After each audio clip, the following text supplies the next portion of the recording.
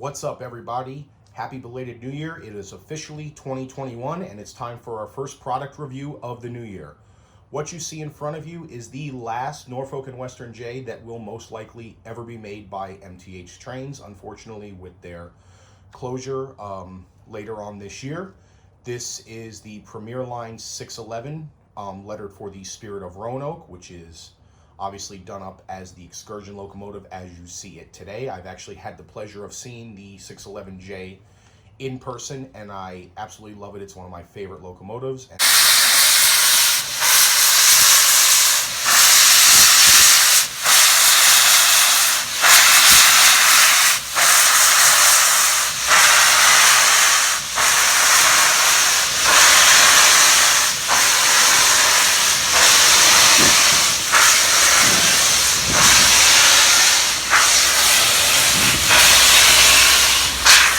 Very happy that I was able to obtain this model, it being the last J that MTH is going to make. So it's going to hold not only sentimental value to me, but hopefully monetary value down the line.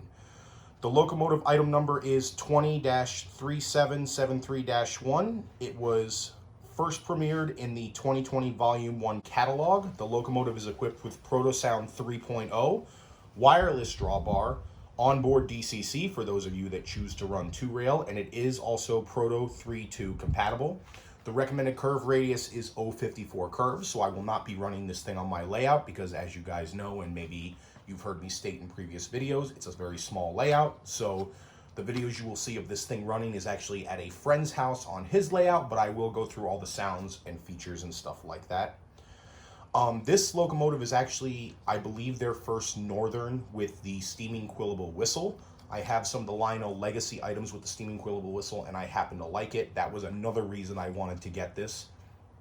I believe they're doing a nickel plate road Berkshire with the steaming quillable whistle, and of course the big boy. That's kind of a given. Unfortunately, they're getting into it a little bit late in the game. Especially, like I said, with their closure, but you know what? I'm glad I was able to get it on this locomotive. So the first thing we're going to go over here is some of the close-up details, and then I will start the locomotive up and go through some of the sounds and let you guys hear everything. Alrighty guys, looking at the front of the locomotive, we have a separately applied metal handrail with stanchions, a separately applied coupler cut lever, and in the front here, we have the swing out dummy O-scale coupler. It's kind of hard to get to, but it's there. And they give you a dummy O-gauge coupler so that if you would choose to double head or run this thing tail end first like they did when it traveled to Strasbourg, it gives you that option. It's got a operating LED headlight, lighted number boards, and lighted marker lights as well. Coming around to the side of the locomotive, we have the legible builder's plates on the side of the boiler, as well the locomotive classification plate that says J on the side of the cylinder. We have some air pump detail and a nice little brass bell, solid pilot wheels. And the running gear on this was a big thing for me. I have the Lionel Legacy variant of this thing, and the running gear just wasn't doing it for me. The MTH running gear is actually a multi-piece running gear, as is the real locomotive. The Lionel one is a single piece all the way through, so it kind of kills the realism for me. You have a underframe mounted dynamo here, and a lot of wonderful valve gear in action, and this stuff looks killer when it's in motion. The paint work and the detail on the side of the locomotive is extremely crisp. If you guys saw on the Lionel one, the color of the stripe was completely wacky and off. I don't mind it, but MTH definitely has somebody that knows what they're doing in their paint department, because most of the time the MTH colors on the steam locomotives are pretty freaking spot on, I will say that. Closer towards the rear of the cab, you have sliding cab windows with the glass, a nice little Spirit of Roanoke decal underneath here, and cab interior figures, as well as a fully lighted cab backhead and detail with painted gauges. Now we're going to go up onto the top of the locomotive, and I will show you some of the stuff up there. Top of the locomotive, we'll start at the front. You have the functioning smokestack, and the way you fill up the smoke is you pour smoke directly down the stack. You have some brass painted pop-up valves here. Some more molded in detail. From what I'm told, this is a low water alarm on the real locomotive. And then you have the brass painted whistle with the whistle steam smoke effect. Now, to fill this thing up, it's not like on the Lionel where you actually remove the low water alarm to fill it up. It actually takes the smoke fluid directly from the smoke reservoir. So you will notice with this locomotive that the whistle steam smoke effect may not be as vibrant and noticeable. It depends on how much smoke fluid actually gets to the whistle. The one trick that I found out is when you put the dropper in here and you put the smoke into there, squeeze the dropper with some air into there, and it helps to force the smoke fluid to the whistle steam smoke effect. On the rear here, you have some sliding cab hatches that slide forwards and backwards. And you have the continuation of the separately applied handrails on either side of the locomotive. Now we're going to show you the back end. Now here's the back of the locomotive cab. First off, we have some clear window inserts on the rear windows of the cab. We have very nicely detailed separately applied cab curtains, and inside the cab here, let me get my little light. You can see we have valves, gauges, red flickering firebox glow, and hand-painted crew figures, as well as a functioning cab light that does turn off when the locomotive is in motion. And then down here, this is a really minute little detail, but I think it adds so much, is they have the drop-down platform between the locomotive and the tender. Lionel doesn't have this on all of their locomotives. They have it on a lot of their brass hybrids, but MTH is definitely leading the way with this. They've been doing this for quite a while now, and I love that little detail. Alrighty guys, now here's the tender of the Norfolk and Western J. We'll start at the front. We have a bunch of molded in detail in the way of coal hatches and bunkers and different things like that. We have the back end of the automatic stoker. We have die-cast metal steps and the end of the wireless drawbar. We also have some separately applied metal handrails on either side of the tender. Looking at the paintwork on the tender, it's flawless, it's beautiful, you know, par for the course for MTH. We have the die-cast metal tender trucks and the safety chains, as well as some more detail down below here. I really don't know what this is. If anybody knows, you can drop it in the comments below. On top of the locomotive, we have the separately applied real coal load. I love this detail. I know MTH and Lionel have been doing it for a while now, and it just adds so much more. Now we're gonna swing around to the back and have a look at the rear of the tender. Alrighty guys, now looking at the rear of the tender, the first thing we'll start off with is the MTH protocoupler that can be opened from the DCS remote. We have some separately applied handrails, separately applied ladder, and a functioning reverse light, as well as some information and tonnage for the tender. On the rear of the tender, we have a triple water hatch that when you flip these up, it reveals the control pots for the sound and the smoke, but you guys can actually adjust that on the DCS remote. If you have to do it manually, that's where you got to get to it. We also have a separately applied ladder that leads up to the physical coal bunker and a small toolbox back here. Now I'm gonna start the locomotive up and let you guys hear some of the sounds and the functions and stuff like that. Like I said earlier in the video, I cannot actually run it here. I will post videos of it running at a friend's house with its matching car consist. So I'm gonna start with the extended startup sequence. So here we go. We got a schedule to keep. Let's get her steam. Clean out the ash pan.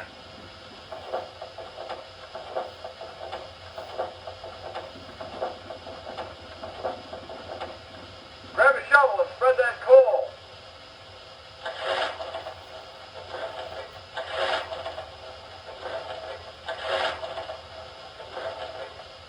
Check on that water level, will you?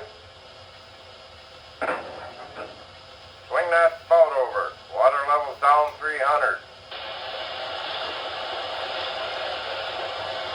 Okay, that's enough.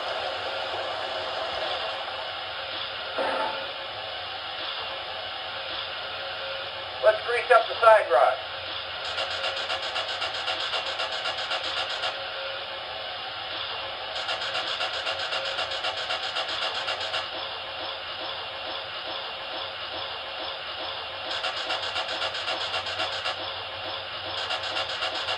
Looks good. What do you see?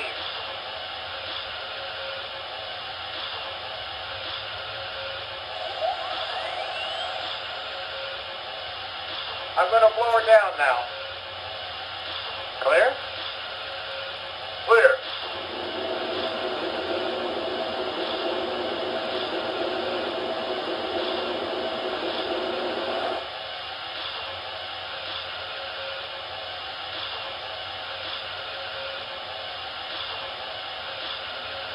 Alrighty guys, that was the startup sequence. So now I'm going to go through some of the sounds. So the first sound we're going to go through is the whistle. You have pretty much two options for the whistle. You have the standard whistle that you accomplish by pressing the white button on the DCS remote. So when you press it, that's your standard whistle. So now if you guys want to get the quilling whistle, you have two soft keys up here. One says SPW and one says FSW. The SPW is for the quilling whistle and the FSW is for the steaming whistle. So if you want the quill with the steam, you have to have them both on. So you press one and then you press the other one. And now when you move the scroll wheel,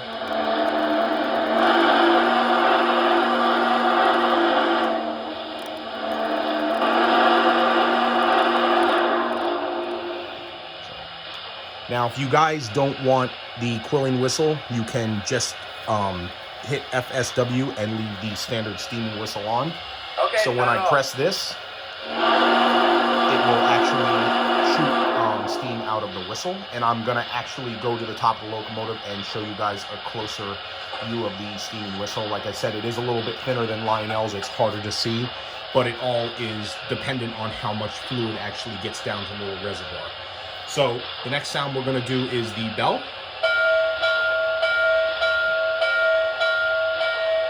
Very simple air rung bell. The next sound we're going to do is the passenger freight announcements. Now, this is my one gripe with this locomotive.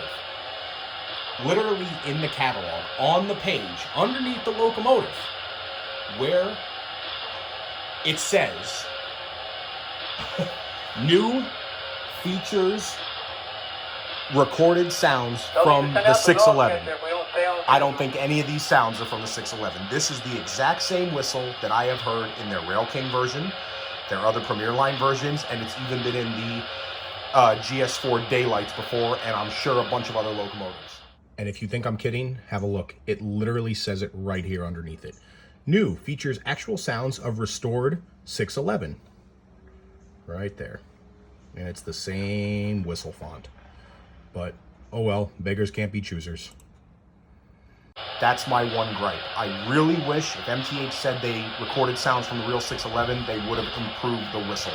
I'm not a huge fan of this whistle. Don't get me wrong, it fits the locomotive, I get it, but it just doesn't sound like the true jet.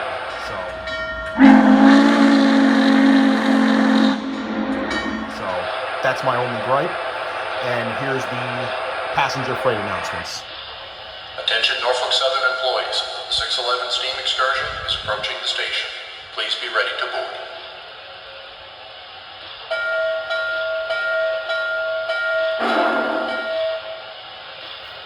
Good morning and welcome aboard Norfolk Southern's 21st Century Steam program. Our excursion today is being pulled by the famous Norfolk & Western J-Class 611. Today we'll be running from Roanoke to Lynchburg and back, crossing the famous Blue Ridge Mountains. Norfolk Southern employees will be seated in the forward cars, and the first class and dome cars are located at the rear of the train. Please take your seats, and there'll be a safety briefing after we depart. Souvenirs and snacks will be available in the commissary car located in the middle of the train. Please feel free to walk about the train once we are underway. On behalf of Norfolk Southern, the Virginia Museum of Transportation, and the Fire Up 611 Committee, we sincerely appreciate your support and for riding with us today. All aboard!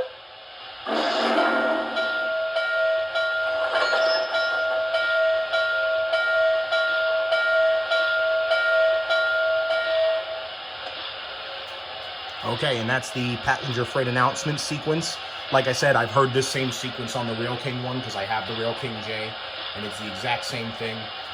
Supposedly that is the voice of Wick Moorman, the CEO of Norfolk and Southern. I really don't know. I didn't do enough research to see if that's what the guy actually sounds like, but apparently that's what it is. So now I'm gonna move the camera up and do the steaming quillable whistle and let you guys have a look at that.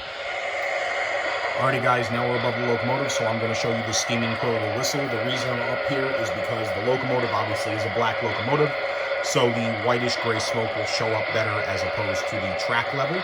The first way I'm going to do it is with the Quilling Whistle, so you'll be able to see the intensity of it getting greater and lessening, and I will do the standard whistle button as well. So here we go, this is the Quilling.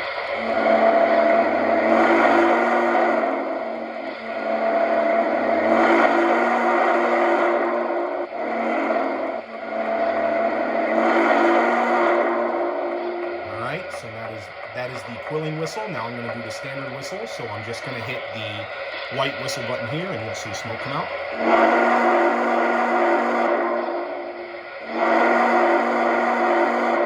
So it will work as many times as you hit it, and it will also work with the whistle functions. So if you do the 2 for start forward and 2 for start in reverse, as well as the crossing, it will all mimic that. So I'm going to do the crossing now.